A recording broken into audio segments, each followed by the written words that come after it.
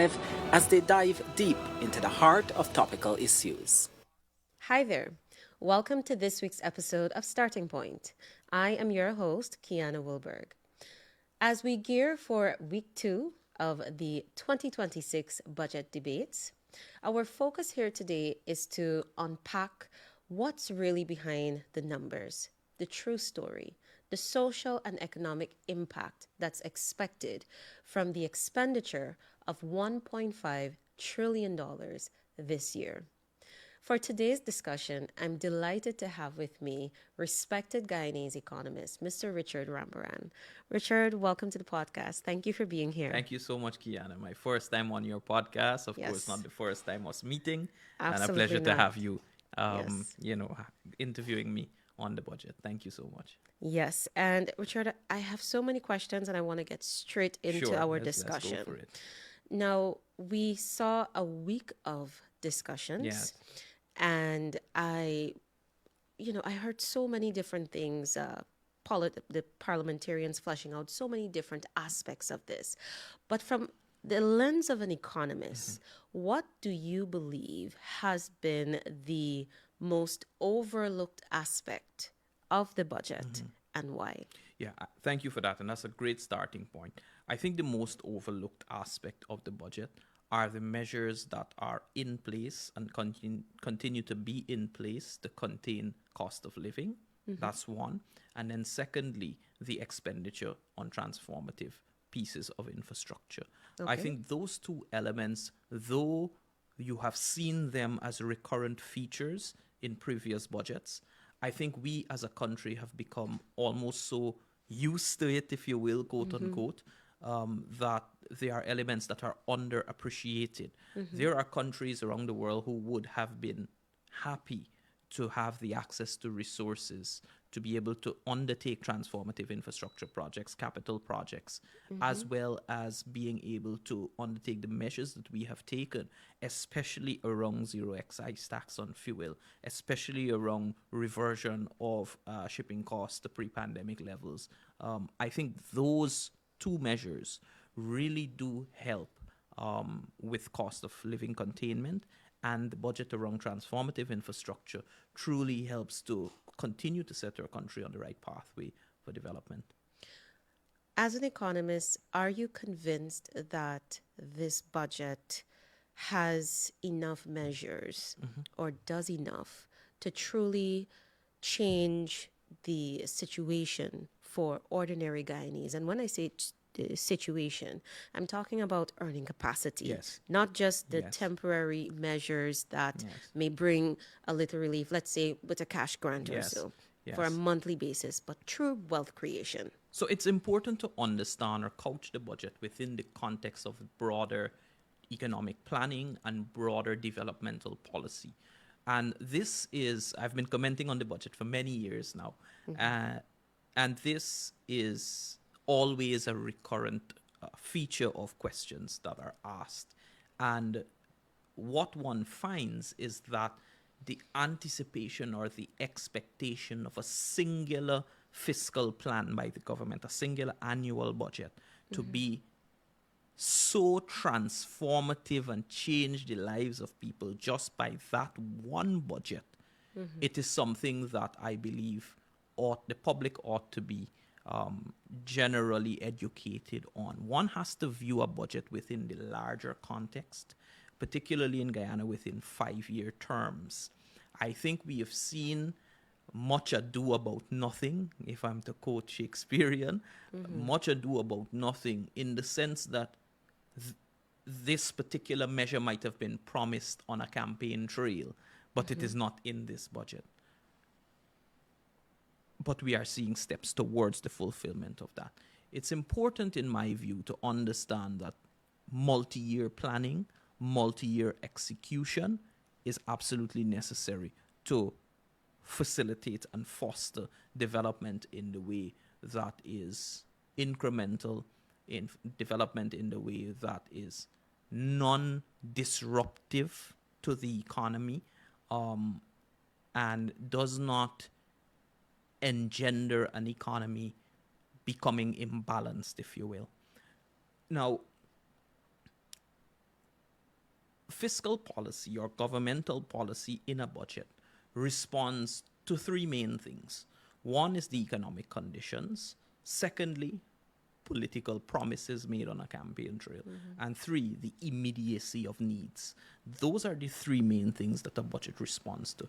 And if you look across the spectrum of those three and you assess Budget 2026, I can go through all 31 measures that were mentioned and show how it maps into that. But I believe that it responds in good fashion to all three. So my answer would be one that one cannot view it as solely as a standalone instrument. One has to view it within the broader context of development planning. One has to understand that it is a multi-year occurrence, and one has to understand that it's almost like a troika of issues that you are responding to: economic, political promises, and immediacy of needs. So my answer is yes, but it also has to be viewed within the broader context. I appreciate that point, because there are times when you get the impression that there's the expectation for the budget to transform your life this year Yes. and overnight. Yes. So I think that point is really important, because you're supposed to look at the 5-year span, as you said. Absolutely. And the impact that has had. Absolutely. So I appreciate that point. But one of the recurring themes that we continue to hear is addressing the issue of poverty. Absolutely. What is your take on how Budget 2026 addresses the causes? So I don't want to couch it once again within the context of solely Budget 2026. I think one has to look at the actionable measures that have been done by the government of Guyana since 2020. And we'll get into some multi-year numbers later on. But Budget 2026 continues to build on the measures. And I anticipate Budget 2027, 28, 29, 2030, all will continue to build on the same program of work. What is that program of work? Transformative infrastructure, using revenues that this country has to be able to support intergenerational wealth and act as an equalizer of rural-urban divides and ensure that everyone has access to good public goods or good public services, as is used in common parlance. What do I mean by that, Guyana? Contemplate that there will be a Guyana in the future where young children who are 3 years old will only know about the Demerara Harbor Bridge from photographs. They will never know the inconvenience and the costs associated with an open bridge, with traffic delays, with waking up 4 hours before, leaving 4 hours before your work time just to reach the work on time. They will never know those inconveniences. Likewise, there was a generation prior to that only came to the capital city by way of ferry and only very sparingly. But now if you tell someone who is in Tushin about Georgetown, it is not a far cry for them to understand what that is. Because what has the transformative infrastructure of the Vreden Hoop to Perico highway, if you will, it's practically a highway now. What has that done? The repaving and refurbishment of that road, along with the fixed span bridge across the Demerara River. You have essentially equalized travel to the extent that the differences that one may materially feel in travel from the urban center to an area that is a little bit more outlying is not as prominent. The oil revenues and the taxation revenues that are emanating from the growing economy are not being spent solely on recurrent expenditure, which the state will have to shoulder in instances of oil price drops. You are seeing that those monies being spent on infrastructure, which really can be viewed almost as a great equalizer. And so, does it take people out of poverty?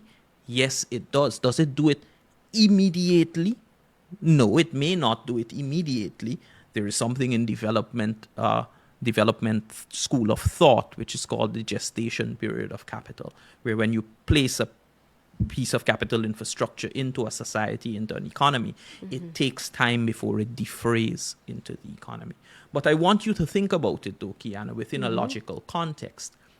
Would you rather, as a policymaker, or even as a parent in the society, would you rather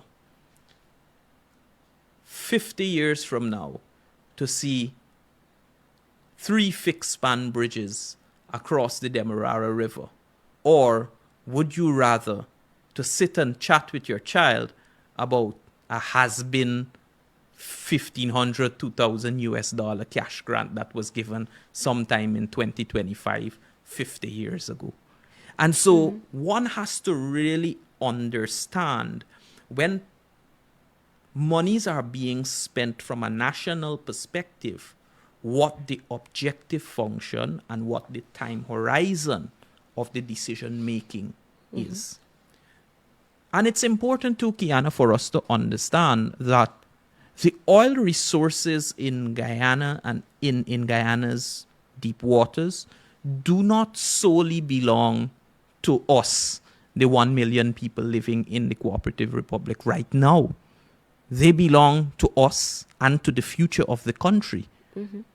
The future generations ought also to be able to benefit from it. And that intergenerational transfer that is spoken about doesn't only emanate from storing funds in the Sovereign Wealth Fund. It also emanates from responsible government spending, responsible fiscal programming by the government to ensure that capital works can have that intergenerational effect. Take another very pertinent example. Schools that are being built in areas where there were no schools, hospitals, medical centers, in areas where previously you would have had to have people being medevaced to Georgetown. And so one has to view it within that context. And I think in societies like ours, sometimes that is an issue that we face. Whereas, for example, if you view some of the Eastern societies, like the Asian tigers, etc., where their time horizon in decision making is a little bit different. And so responding to the immediacy of needs is important too, but it has to be a delicate balance between immediacy of needs and responsibly spending resources that are finite in nature. For those who are looking at this podcast today, what are 3 things you can tell them that Budget 2026 does to stimulate intergenerational wealth? And I love the point that you make, because you clearly noted that it's not just about saving up money in the natural resource fund. Yes. That's one aspect of looking at intergenerational wealth. But you're talking about the spending that is going to be in infrastructure and other initiatives that will benefit future generations. Yes. What are your top 3 when it comes to Budget 2026? So Budget 2026, the top 3, there's so many to pick from. There are really so many to pick from. One, I believe, though, in the budget, which has perhaps not received the level of attention, is really the work that is happening around air transit and that level of aerospace, air technology, air connectivity, along with its connecting bits of infrastructure. And how would you say that connects to the intergenerational wealth? Right. So specifically, the construction of new airports, the expansion of the Chedijagan International Airport once again, and the completion or the budgeted completion of the new, where it is now, Busby Dam to Mary. I think that complementarity that exists there puts Guyana in a space, Budget 2026 puts Guyana in a space where that particular subsector is on track to be transformed. And if you also look at the government's not so not or very deliberate appointment of Deodati Nar as Minister of Public Utilities and Aviation. Guyana has never had something like that. And I think that in particular, when the development story of Guyana is written and we look back at Budget 2026 in particular, this perhaps will be a watershed year for the aviation sector, in my view. And that helps very strongly with intergenerational wealth. It's almost so apparent. Think about the future of tourism in Guyana without an expanded airport, without a properly connecting road from our main airport down to the capital city. How many of us have had to hear from our families who have not come to Guyana for 15 years? Or can you imagine the experience of a frequent business traveler who is coming to Guyana for the first time and looking to come to invest tens of millions of US dollars, employ hundreds of people, and his first experience is an extremely crowded airport with inefficient systems, and he comes off of there and he goes on to a very bumpy road, poorly lit. He thinks that he is somewhere in the jungle, and really he's being transited on a main artery to the capital city.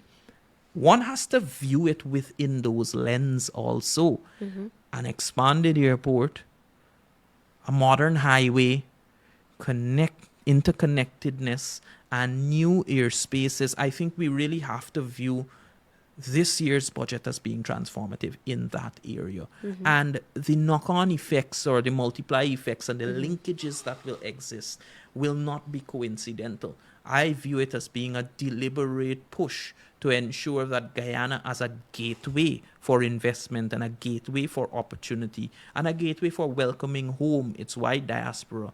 This particular sector and the investment and the emphasis that is being placed on the sector, this budget, I think it represents something that will bode well for the future of Guyana. Its intergenerational benefits are apparent. Just think about if Timeri Airport had not been established and in the first place, and if it had not been expanded, would that little airport that we all knew about when we visited as children, would that be able to handle what we have coming off today?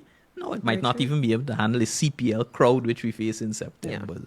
So, the intergenerational benefits are apparent, but I truly think that this budget marks a watershed year for that sector. And what falls in your number 2 and 3 position? I would say all those three generally. So you have to view it as the expansion of the airport, the completion of that piece of infrastructure, and the establishment of the new spaces, the new airport. So I don't want to go into others because I view those three as having what is termed in development literature as neat complementarity. They work so well with each other that the force multiplier that it'll have will be so large, and the impact on the economy will be so broad, not just the domestic economy, but also the future economic prospects, as well as the impact on the international economy.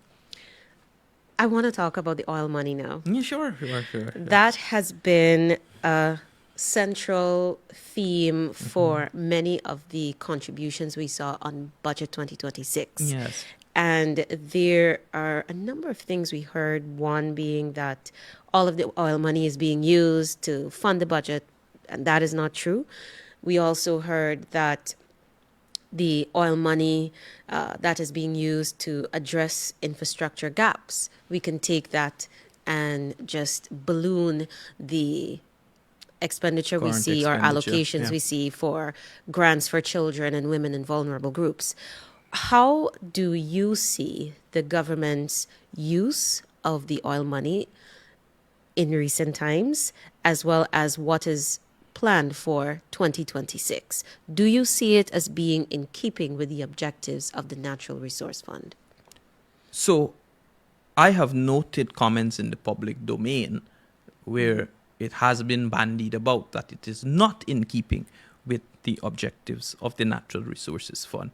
And in the first instance, and I actually want to say, I'm not speaking on behalf of the fund here. This is my analytical position as an economist and as an observer and public commentator. And just for the benefit of the audience, Mr. Richard Rambarran sits as one of the members of the investment committee for the Natural Resource Fund. Yes. Hence, he made that very important distinction. I'm not speaking on behalf of the fund. I think that is clear. Only the Minister of Finance or the chair of the fund will speak. But I want to bring the conversation over, Guyana, to some numbers which I believe are extremely important for that.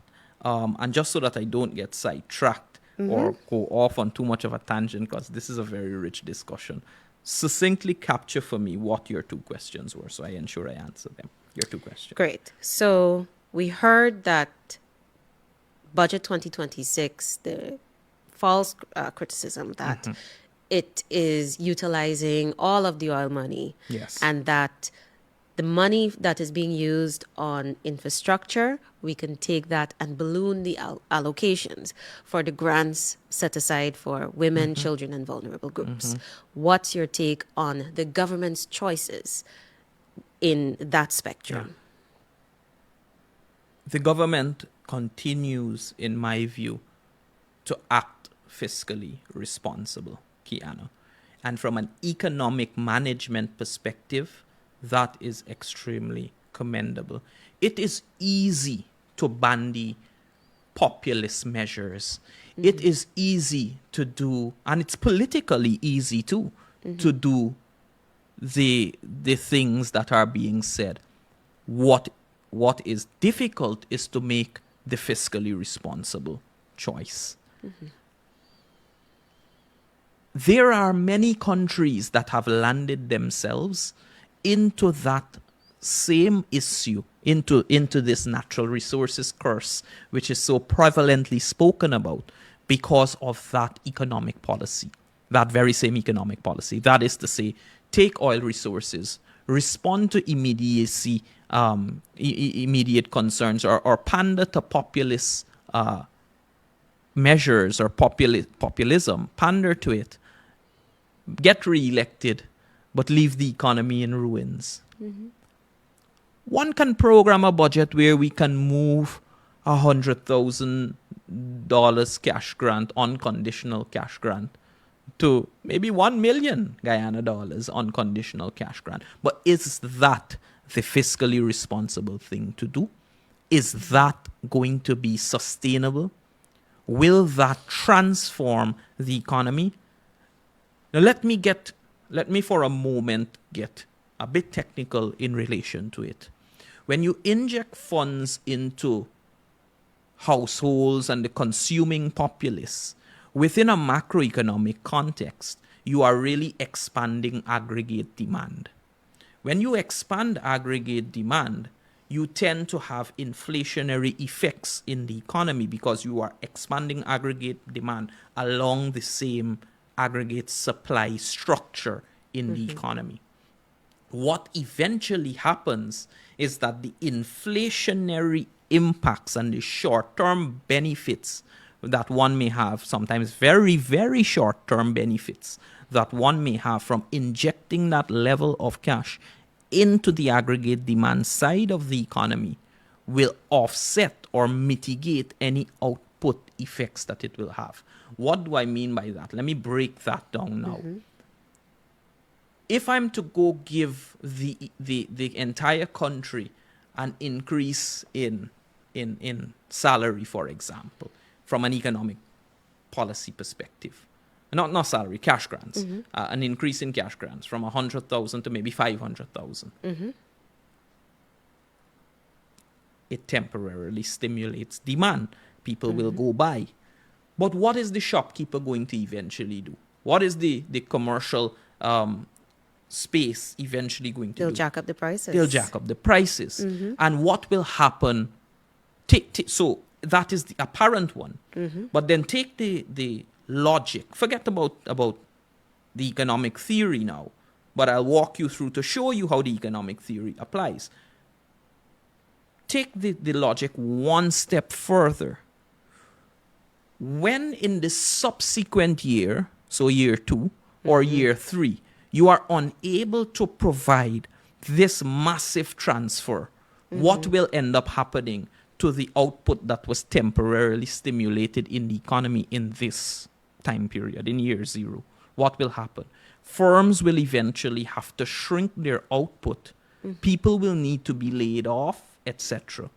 And so it is an unsustainable policy to do that. Forget about just the ability to sustain giving large amounts of transfers. Forget about that. But think about the logic that ensues when you are eventually unable to do it, because it's not a matter of if, it's a matter of when. You look at countries like Trinidad, Venezuela, Yes. many of the African experiences, many of the African resource-rich developing economies, they went that route and they were unable to sustain Yes. it. And what eventually happened, it was a painful measure to walk back Yeah. that cutting of recurrent expenditure. And time and again, when, for example, the International Monetary Fund goes in to do prescription for economies that are in trouble, one of the first things that they do is seek to cut unconditional transfers. And the reason they do that is because it is that very same ballooning that runs the economy into issues. And so if we are talking about the natural resource curse, of which we seem to only focus on the Dutch disease, there are other natural resources curse. That also is a form of a natural resource curse, where one increases the unconditional transfers so high, so rapidly, dependent on a resource which is not going to be infinitely available over the time horizon. You end up running your economy into macroeconomic instability, and the period that you have to go through subsequent is extremely painful. And people will not want that. And so, though it may seem, Guyana, to be the populist measure and may seem to be the thing that will be very attractive to do right now, and it is.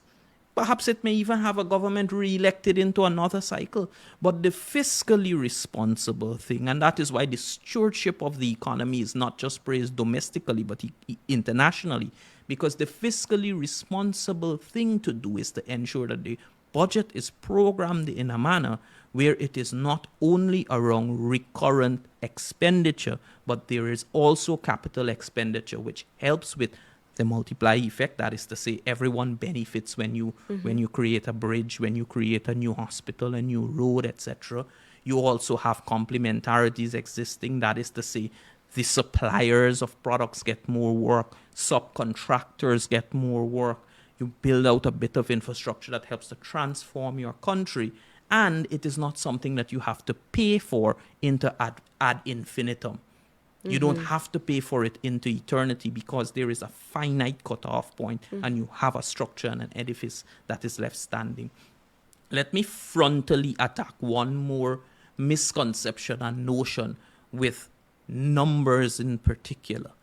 If we look at the disaggregation of capital expenditure as against revenue, it is being said over time that all of the oil resources are being poured into what is it, all of the oil resources being poured into infrastructure, roads, bridges, and the thing that I want to say is that it is not the case. All right, the monies are being programmed, in my view, in a fiscally responsible manner. If we take budget 2025, you'll see taxation revenue amounting to 42%. You'll see NRF funds amounting to 50%, and the remainder comes from carbon credits, GRIF, and non-tax revenue. If we look at 2026's budget, you'll see tax revenue amounting to 46% and NRF revenue amounting to 46%. And if you look at the expenditure for both years, you will see that capital expenditure is the majority of spend. In 2025, you'll see it being 55%. In 2026, you'll see it being 51%.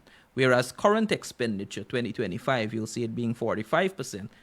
Budget 2026, see it being 49%. And so these tweaks in recurrent and capital expenditure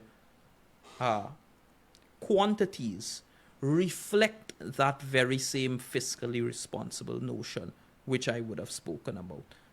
That is to say, you are responding A, to political promises, economic strategy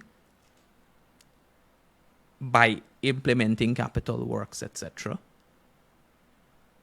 And then B, you are also responding to immediacy of needs when you have put that train in motion, the economic strategy and the political promises. So one has to think about it within that fiscally responsible context and understand that you cannot have lopsided budgets which are heavy on only recurrent expenditure. Our own experience, Guyana, has taught us that. I'm glad you noted that point about lopsided budgets, because this is another contention that I want to raise where the oil money is concerned.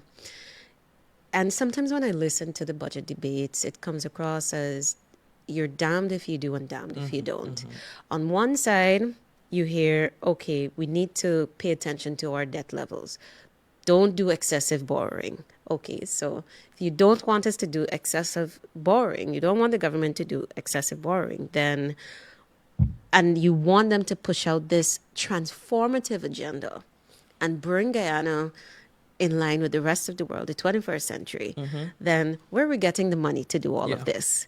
So we have the money at our disposal, the oil money. But then when you take it and you put it into the budget, okay, well, you're not using it for the right things. You should use it on this. So what is your take when you see a picture of that sort being painted? Pandering to populism is very easy. Doing the right thing is not always. It does not always appear easy, and it is not always easy. But insofar as one would like to apply a framework of logic to it, think about it this way. Would you rather take funds which you are unsure about in terms of its long or time horizon, in terms of its long-term presence, and just give it away? Or would you want that when the finite end reaches, which it will reach at some point in time, that there are things that are left standing? Which is why one has to use logic, use good economic management, and not worry with fragments and elements and fringe elements of the society who may just come across as naysayers. Who may just come across as naysayers. If you hear about Guyana's debt from some people that put themselves as authorities to comment on the economy, you would believe that we are amongst the worst countries as it relates to debt stock to GDP, or debt service as it relates to revenue. And I won't take the time to explain it to the viewers can go through those.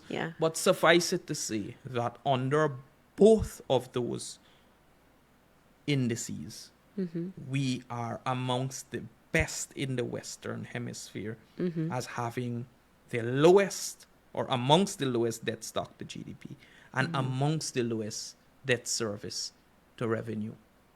If you look at our natural resources fund, so that's the one component there. If you look at our natural resources fund, though monies have been drawn down, there still exist monies in the fund as we speak right now. All right, into the billions of dollars. That is the second component. And then the third component is that when the monies are being borrowed, that is to say from the debt, component 1, Excuse me. or component 2, the monies are being extracted from the natural resources fund, they are not being placed or programmed into heavy amounts of recurrent expenditure. And so you're right to say it's almost damned if you do, damned if you don't, because had we been, let's put a counterfactual situation. Had we been extracting or had we been borrowing heavy amounts of debt and extracting heavy amounts of our natural resources fund, practically leaving the fund broke, and placing all of that into unconditional transfers, does that sound like something which is fiscally responsible? Does that sound like something which is sustainable? Absolutely not. Absolutely not. I mean, you do not even have to have training in elementary economics to understand this. It becomes very, very straightforward. And though there is, I see sometimes when I make comparisons between an individual budget and national budget, there is discussions around intertemporal, and that is to say over a time period, there are discussions over whether that makes sense. You can't compare a period to a period, which of course is a wrong assessment.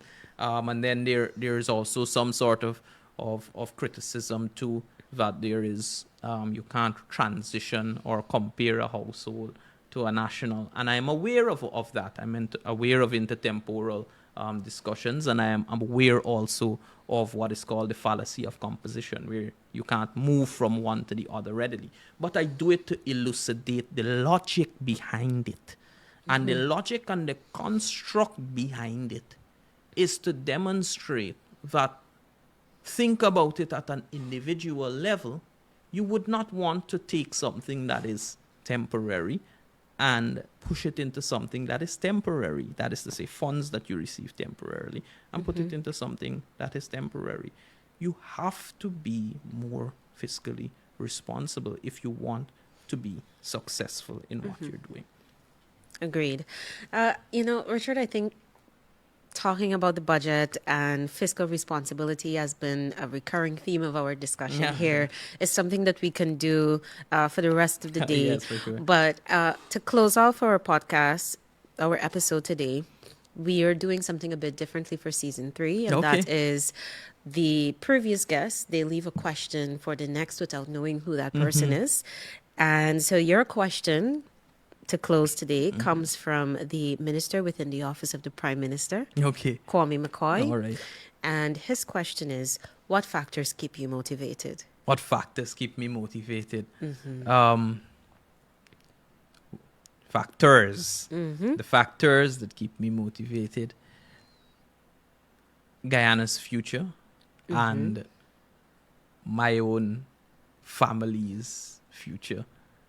Those, I would say, are the factors that keep me motivated, and the time horizon which I view things is a little bit different from just immediacy of concerns or immediacy of needs. Those are important to address, but it's also me thinking about the future often, and thinking about the inevitability of life events, etc., that keep me motivated on a daily basis to keep pressing on. It's important to put that within context. Richard, I want to thank you so much for the time you've taken to break down so many important aspects of Budget 2026, as well as sharing with our audience how to view fiscal spending, and what to really keep their eyes on, how to judge a budget, and so much more. So thank you so much for sharing your insights with us. To our audience, thank you as well for joining us. I know that this conversation has truly been insightful for you in more ways than one, as it has been for me. I am Kiana Wilberg, and I will see you next time, same place on Starting Point. Take care. Thanks for watching Starting Point. Follow us on Spotify, YouTube, Facebook, Instagram, and LinkedIn for critical updates and exclusive content.